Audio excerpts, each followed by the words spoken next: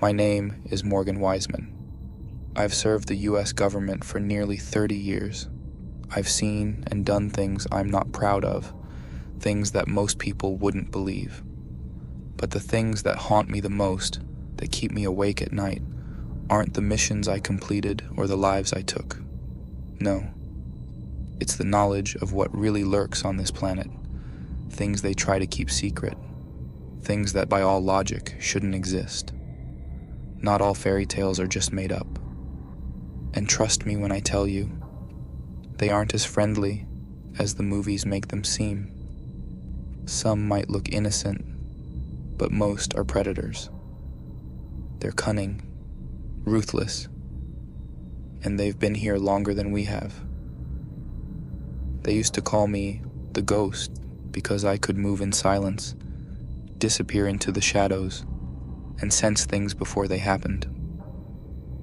At first I thought it was just good instinct. But now, looking back, I wonder if it was something more. If, on some level, I was always meant to walk the line between this world and theirs. It was winter of '99 when I got sent to the mountains of Dagestan. They told me it was routine, a recon mission. In the briefing, they made it sound like it would be nothing out of the ordinary, just another assignment in a hostile zone. From the moment we landed, something felt wrong. The mountains were vast, cold, and quiet. Too quiet.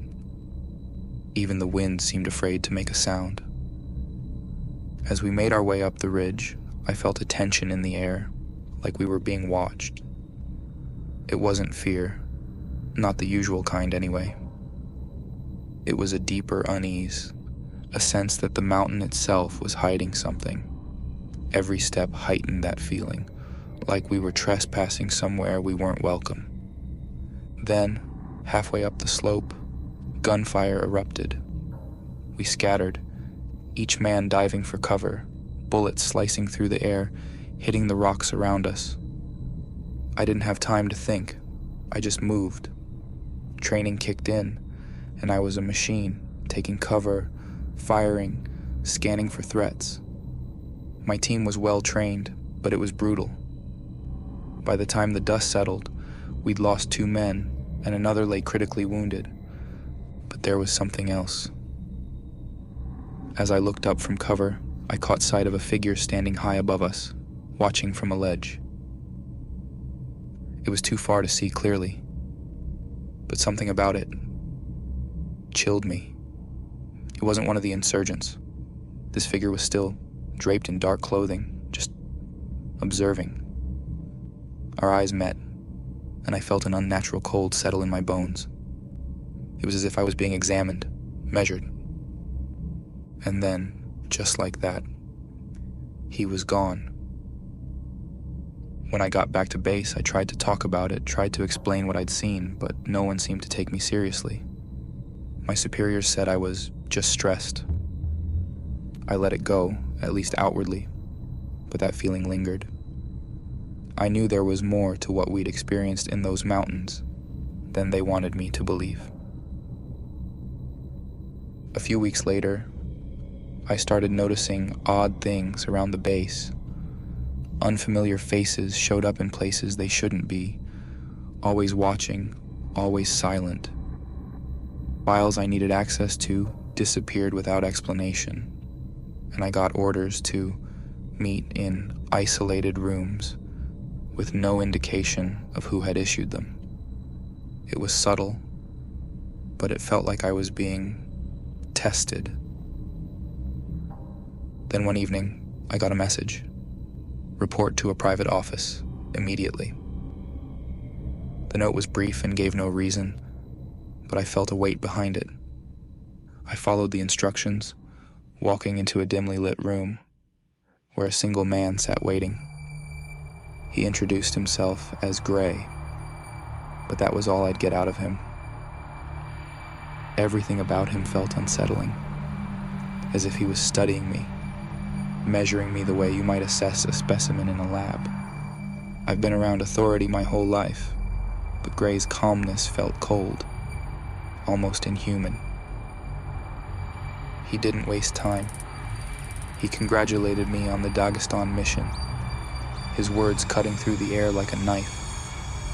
Then he started speaking in terms that made my skin crawl. He talked about threats that hid in plain sight, things we'd been trained to ignore or dismiss. He hinted at creatures that defied nature and logic, ancient beings that lurked in the dark. "They've been here a long time, Weissman," he said.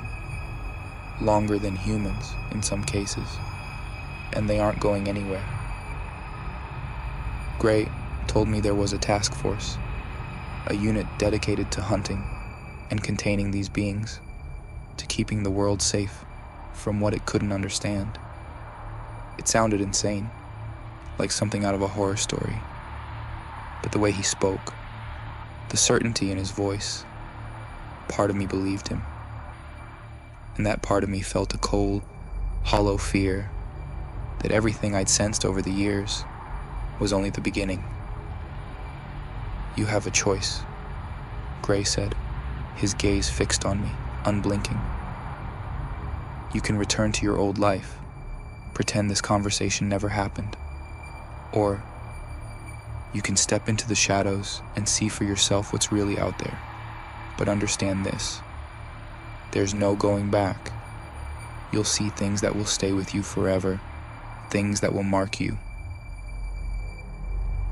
I felt my throat tighten. Why me?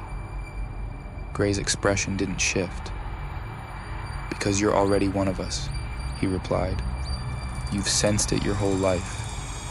You just didn't know what you were feeling. The shadows call to you, Weissman, because they know you belong there." In that moment, I knew he was right. The feeling that had followed me my whole life, the sense of being watched, of seeing things no one else saw, it all made sense. My instincts weren't just luck. They were a connection to a world most people never touched. And Gray was offering me a chance to understand it, face what I'd only glimpsed from a distance. With a nod, I accepted. And as I left that room, Gray's words echoed in my mind like a promise and a curse. "Welcome to the shadows, Weissman. You're going to see things that will haunt you for the rest of your life."